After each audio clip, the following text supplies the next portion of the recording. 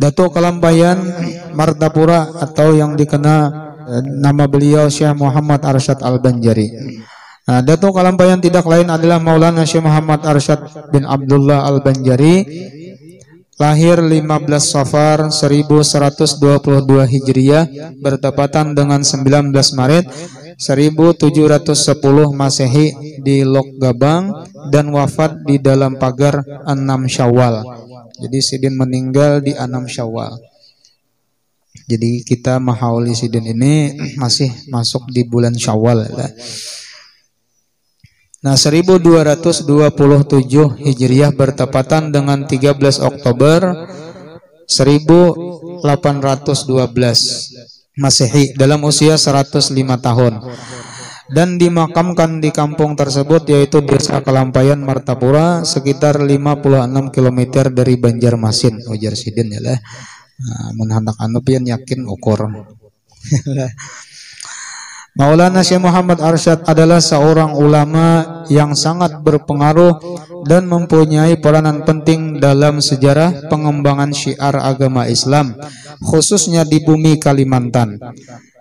Seorang yang sangat gigih mempertahankan dan mengembangkan paham ahli sunnah wal jamaah dengan paham asy'ariyah untuk ilmu tauhid.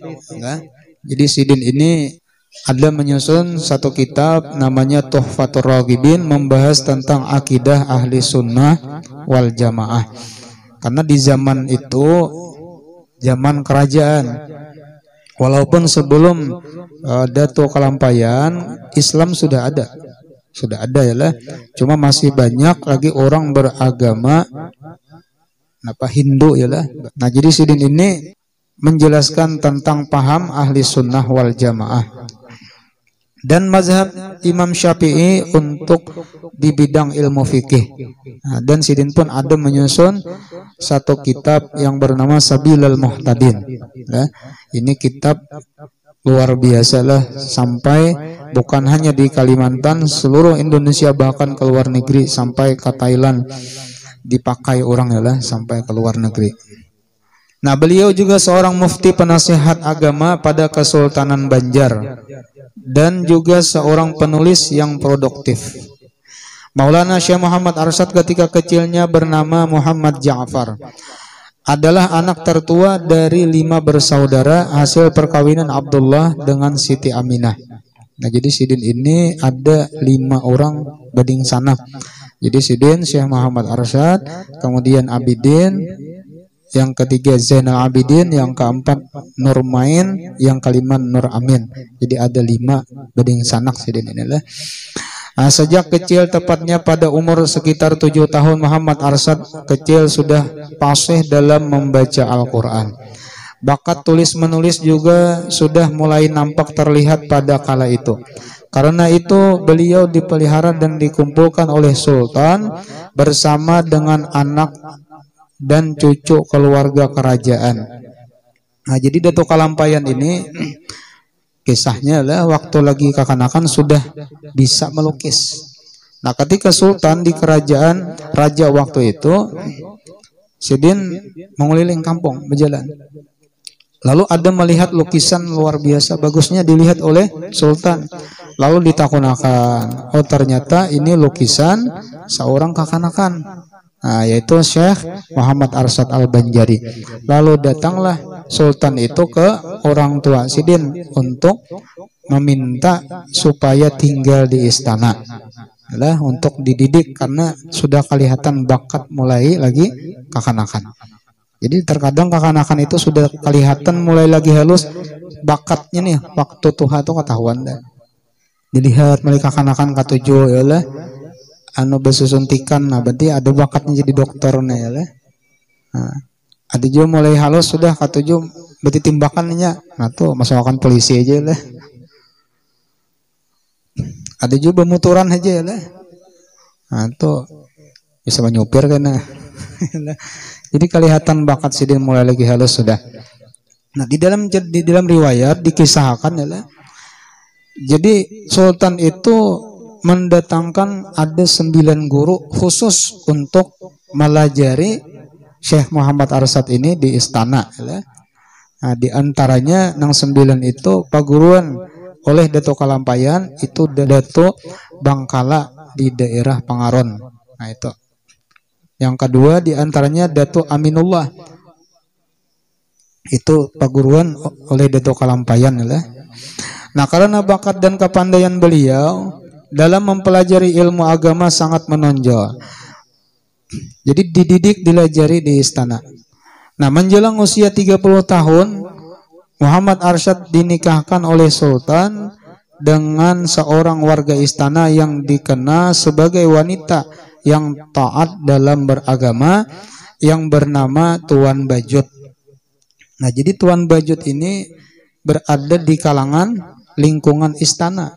Jadi orangnya ini dikenal solehah. Lalu dikawinkan oleh raja dengan Dato Kalampayan. Nah, setelah itu hamil kurang lebih 4 bulan. Lalu Dato Kalampayan ini ada keinginan untuk menuntut ilmu ke kota Makkah. Jadi umur 4 bulan bini ditinggalkan tulak mengaji. Ini saking himmah kekuatan sidin di dalam keinginan menuntut ilmu. Nah, ini hebatnya orang dahulu. Beda lawan kita imbah kawin ampih mengaji. Ini bini haratan betianan ditinggalkan tulak menuntut ilmu. Maka tulak ini pian kada nang sehari dua 35 tahun. 30 tahun di Mekah, 5 tahun di Madinah. Bini waktu betianan 4 bulan. Ayo kada kegampangan nih lah. Ini masih hanyar imbah kawin ini bulan madu masih oleh. Kita bisa kada sanggup bisa kok. Hakuna yang cuma bini bawa ke sana. Jadi luar biasa sidin ini oleh. Keinginan untuk menuntut ilmu ke kota Makkah diongkosi oleh sultan, oleh raja. Nah, jadi Sultan Tamjidullah ya lah nang membiayai Dato Kalampayan menuntut ilmu ke kota Makkah ya lah. Jadi sidin itu menurut riwayat diulahakan kapal gasan tulak belayar ke Makkah. Diulahakan khusus ya lah ngaran sultan raja. Dananya ada. Nah, jadi hubungan Dato Kalampayan apa dengan kerajaan ini sangat erat ya lah. Nah, jadi sultannya itu sudah agamanya sudah Islam ya lah. Jadi Raja Banjar yang pertama ya lah menganut agama Islam itu Sultan Suryansah. Sultan Suryansah ini dahulunya bangaran Pangeran Samudra. Asalnya adalah Dato Kalampayan sidin lahir 1710. Nah, setelah itu apa? Di masa Sultan Tamjidillah, maka Dato Kalampayan ini dikirim ke Mekah untuk menuntut ilmu agama di Mekah Al-Mukarramah ya. Nah, sebelum ke Mekah sidin sempat dikawinakan raja lawan Tuan Bajut. Nah, hamil 4 bulan ditinggalkan waktu itu di dalam riwayat umur Tuan Bajut masih 20 tahun. Ya, Dato Kalampayan sudah 35. Berangkat sidin ke Makkah menuntut ilmu selama 35 tahun lawasnya ya. Nah, suatu saat beliau diberangkatkan ke tanah suci Makkah untuk memperdalam ilmu agama dengan biaya sultan kerajaan.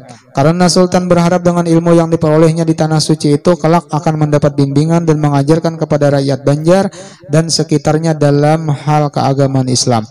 Sebelum berada di kota Makkah, Syekh Muhammad Arsyad bermukim di sebuah rumah di kampung Syamiyah. Selama di Makkah, beliau menuntut ilmu dengan tekun di Masjidil Haram. Dalam berbagai bidang ilmu kepada para masyayikh, guru-guru besar, para ulama ternama pada zamannya. Di antaranya guru beliau adalah Syekh Athaillah bin Ahmad Al-Misri Al-Azhar. Yang kedua Syekh Muhammad bin Sulaiman Al-Qurdi. Nah, jadi beliau sempat berdialog tentang masalah agama dan hukum-hukum Islam dengan Syekhul Islam Al-Imam Haramain Ini yang dikala itu baru datang dari Mesir. Ya. Nah, beliau ini yaitu Syekh Muhammad Sulaiman Al-Qurdi adalah pengarang kitab Hawasil Madaniyah. Dahulu pernah dibaca Abah Guru Sekumpul. Hawasil Madaniyah ini masalah fikih ya lah. Syekh Sulaiman Al-Qurdi.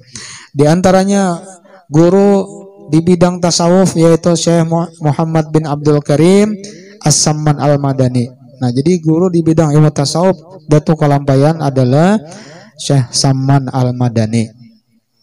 Adapun bidang fikih itu tadi Syekh Sulaiman Qurdi. Jadi pernah diriwayatkan itu Syekh Sulaiman Qurdi ini dari Mesir datang ke Makkah ya lah, membuka Bahsul Masail. Setelah itu napa ada masalah muskil, artinya yang kada dapat menjawab. Ditakuni murid-murid sidin kada tahunya. Akhirnya napa Datuk Kalampayan duduk di belakang, sidin menjawab, ditulis di kertas jawaban tadi dijolong ke muka. Akhirnya napa dilihat oleh Syekh Sulaiman Al-Qurdi, wah ini jawabannya bujur. Lalu ditakunan siapa ini yang menjawab? Nah, ternyata napa yang menjawab ini orang Banjar, yaitu Syekh Muhammad Arsad Al-Banjari. Jadi setelah itu ujar Datuk Kalampayan, ulun minta izin hendak menuntut ilmu ke Mesir. Jadi ujar Syekh Sulaiman Al-Qurdi, di Mesir itu gurunya, masayakhnya para guru-guru, ya aku disiden. Jadi guru-guru di Mesir belajar lawan Syekh Sulaiman Al-Qurdi. Mensawat aku haji disiden kalah lawan ikan. Bahasanya adalah apalagi nang lain. Artinya cukup aja sudah belajar lawan aku. Nah, akhirnya apa? Disarankanlah Datuk Kalampayan ini untuk boleh ke Nusantara ya lah. Nah, selama di sana sidin ada memiliki kawan. Nah, selama menuntut di sana ada berisi sahabat yang ia sakata di dalam berjuang menuntut ilmu. 4 orang berasal dari Indonesia lah, pulau besar Indonesia. Pertama Kalimantan, yang kedua Sumatera, yang ketiga Sulawesi, yang keempat Jawa, dan 1 orang lagi yang berasal dari Fatani dari Thailand Selatan ya lah. Nah, 5 orang yang saling bersahabat itu, yang pertama ada Al-Alim Al-Allama Syekh Abdul Samad Al-Palimbani, orang Palembang. Nah, sini dari Sumatera, Syekh Abdul Samad Palembang ini. Nah, jadi setelah boleh, jadi Syekh Abdul Samad Palembang ini dakwah sampai ke Thailand. Jadi perang, waktu itu zaman perang, mengirim surat ke Datuk Kalampayan untuk meminta bantuan. Jadi ujar Datuk Kalampayan, 1 goresan pena di dalam mengajarkan ilmu itu lebih abdal daripada jihad melawan musuh. Nah, artinya fokus lawan mengajar sidin. Kada kau membantu lawan tenaga, cuma sidin mengirim bantuan dana. Bantuan dana. Akhirnya apa? Syekh Abdul Samad ini dakwah di daerah Thailand dan meninggal di sana ya lah, wafat di sana. Yang kedua alim ulama Syekh Abdurrahman Al-Misri Al-Bantani. Nah, ini orang Jawa, orang Banten, Syekh Abdurrahman Misri. Yang ketiga alim ulama Syekh Abdul Wahab Sandengreng. Ya, Bunga Wardiyah dari Bugis Sulawesi. Nah, jadi ada kawan seperjuangan sidin Syekh Abdul Wahab Bugis ya lah. Nah, ini nang jadi minanto sidin ya lah. Berkubur di Martapura di daerah Tungkaran situ ya. Nah, yang keempat al-alim ulama Syekh Muhammad Arsad Al-Banjari dari Martapura Banjar. Yang kelima Syekh Daud bin Abdullah Fatani dari Thailand. Nah, karena kecerdasan dan kecakapan dalam menyelesaikan berbagai masalah ditambah pula sifat-sifat terpuji yang dimiliki sejak kecil, maka ia mendapat kepercayaan dari guru-guru yang mengajarnya untuk mengajar di Masjidil Haram. Dan ia termasuk salah seorang putra Indonesia yang mengajar di Masjidil Haram dengan sebutan seorang asy-syekh. Nah, jadi sampai-sampai Datuk Kalampayan ini dipercayakan oleh guru-guru sidin untuk mengajar di Masjidil Haram. Karena dilihat daripada kealiman Syekh Muhammad Arsad Datuk Kalampayan ini. Nah, setelah lebih 30 tahun belajar di Tanah Suci, beliau akhirnya dapat menguasai keahlian di berbagai bidang ilmu agama seperti ilmu fikih, ilmu tasawuf, usul fikih, cabang-cabang bahasa Arab seperti nahwu, sharaf, balaghah dan lain-lain, ilmu falak, ilmu astronomi ya, dan ilmu umum seperti ilmu politik serta pemerintahan.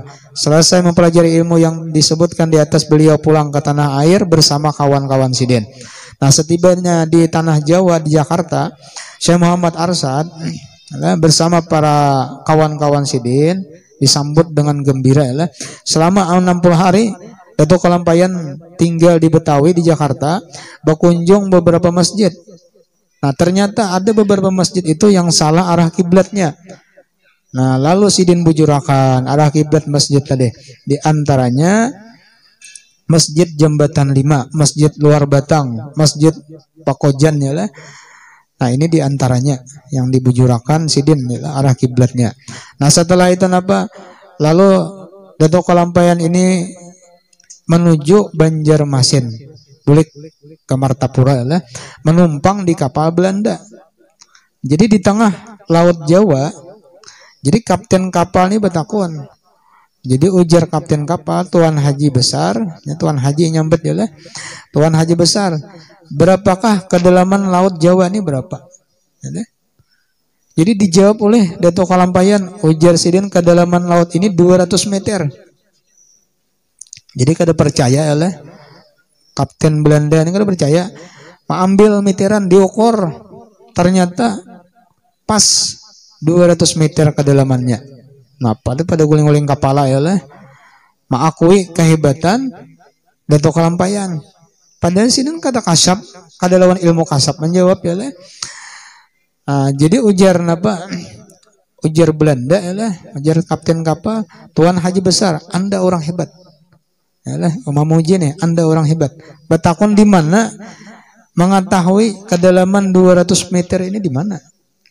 Nah, lalu dijawab oleh Datuk Kalampayan. Jadi ujar Sidin, ulun mengetahui warna dari warna banyu, warna air. Bila laut itu berwarna putih kebiru-biruan, berarti kedalamannya itu 200 meter. Contohnya seperti Laut Jawa ini.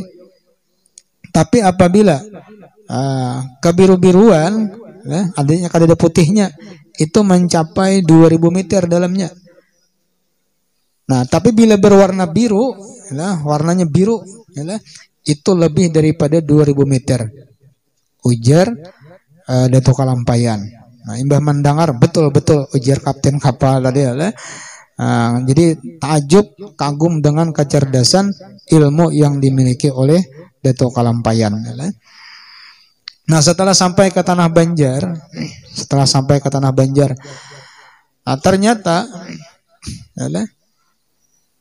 anak Sidin ini gana, ngarannya Syaripah, ya, ngarannya Syaripah.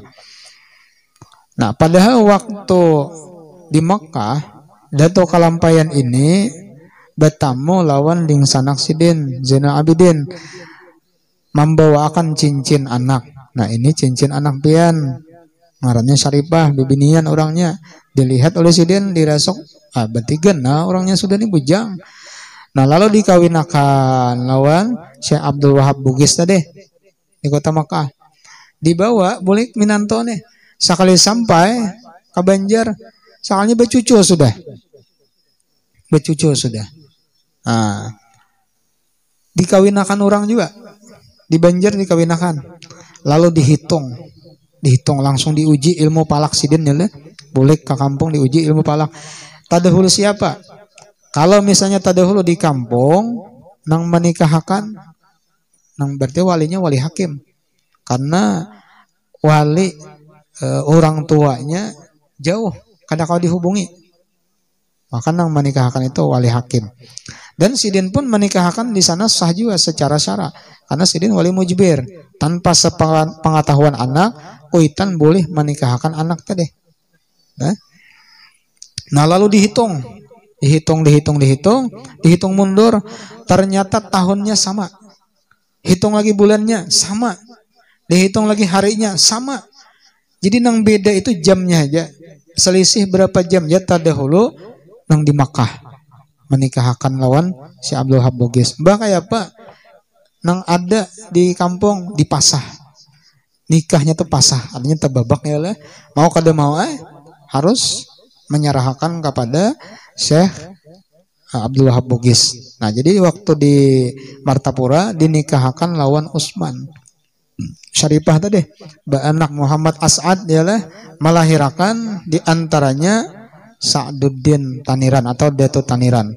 Nah, jadi dari Datu Taniran itu menurunkan zuriat ya guru Ridwan Lok Bangkai Amuntai, di antaranya lagi guru Ridwan Kapoh ialah itu zuriat daripada Datu Taniran, daripada anak Datu Kalampayan ngarannya Syarifah. Di antaranya siapa lagi? Datu Ahmad Balimau.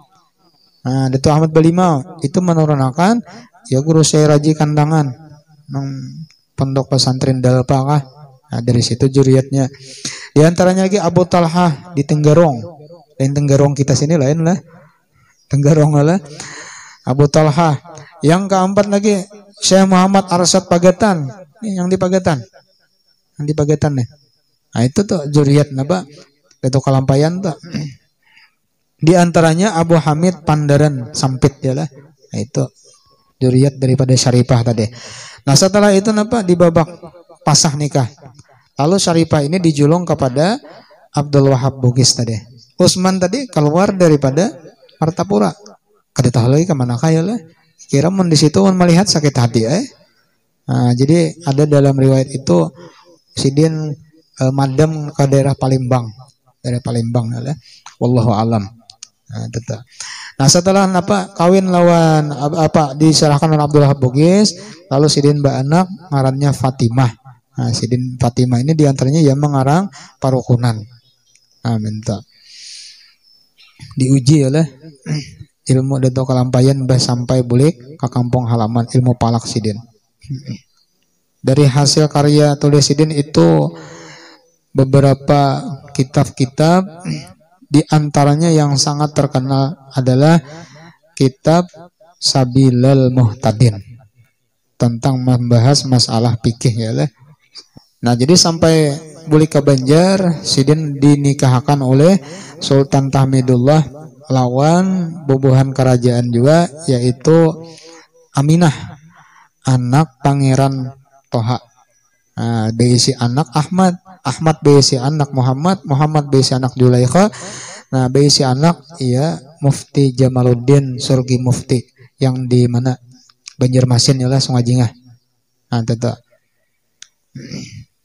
Jadi Pangeran Toha ini ding sanak ading oleh Sultan Sulaiman. Nah, ini 17 tahun berkuasa. Nah, setelah Sultan Sulaiman hanya Sultan Adam Al-Wasik Billah 32 tahun sidin berkuasa. Nah, habis itu disambung oleh Pangeran Abdurrahman, Raja Muda ya lah. Ding sanak sidin Pangeran Hidayatullah Mangkubumi. Nah, habis itu diganti lawan Pangeran Tamjidillah. Tamjidillah II. Setelah itu diganti oleh Pangeran Antasari. Ini tahun 1860. Ini terakhir ya lah masa kerajaan, dihapus, dibubarkan oleh pemerintah Hindia Belanda ya lah. Nah, dakwah beliau bukan hanya bil lisan ya lah, tapi juga bil hal. Dakwah bil lisan sidin melalui dengan ceramah, pengajian, majelis-majelis taklim ya lah, baik itu di lingkungan istana atau di mana di luar daripada istana. Ini dakwah sidin dengan secara lisan. Ada dakwah bil hal ya lah. Di antaranya tadi sidin terjun ke masyarakat, dan lagi tulisan-tulisan karya kitab-kitab sidin banyak. Nah, ini yang menjadi rujukan ulama-ulama saat ini, yaitu kitab Sabilal Muhtadin. Ya, panjang kisahnya nih lah. Mudah-mudahan kita berataan mendapatkan barokah daripada Maulana Syekh Muhammad Arsyad Al-Banjari.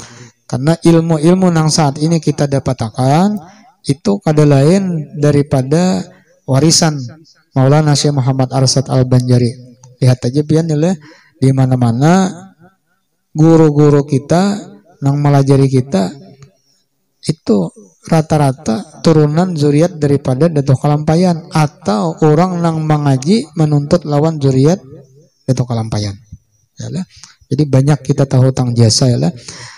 Berkat Datu Kalampayan maka masalah fikih, masalah syariat khususnya di daerah Kalimantan ini banyaklah orang yang sudah mengenal mengetahui ya. Jika kisah zaman bahari kisah guru ya, kada tahu ayam tuh mbak digepit di lawang mati dah siangnya kayak apa nang bujur menurut syariat ya lah nang basumbali. Nah jadi untung benar ya lah kita berada di wilayah Kalimantan Selatan adanya Datuk Kalampayan Maulana Syekh Muhammad Arsyad Al-Banjari. Nah sidin tadi diwafatkan pada bulan Syawal ya lah, bulan Syawal. Nah ini ada salawat karangan Datuk Kalampayan, salawat Syekh Muhammad Arsyad Al-Banjari. Ini ulun mendapat ijazah daripada Guru Munawar. Ya, Guru Munawar. Sidin pun termasuk daripada zuriat Datuk Kalampayan juga.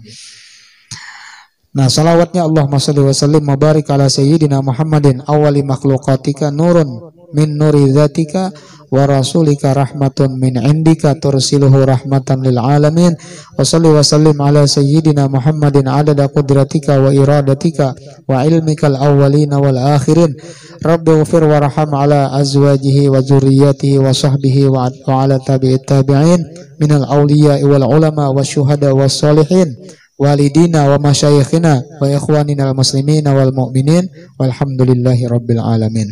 Nah itu salawat yang dikarang oleh Maulana Syekh Muhammad Arsyad Al-Banjari. Mudah-mudahan kita berataan mendapatkan rahmat daripada Allah Subhanahu wa taala dan mudah-mudahan kita semua mendapatkan keampunan daripada segala dosa, dikabulkan segala hajat baik hajat dunia atau hajat akhirat dan diwafatkan dalam keadaan husnul khatimah ala haziniyah wa ila hadratin nabi al-fatihah. A'udzubillahi minasyaitonir rajim. Bismillahirrahmanirrahim. Alhamdulillahi rabbil alamin. Arrahmanir rahim. Maliki yaumiddin.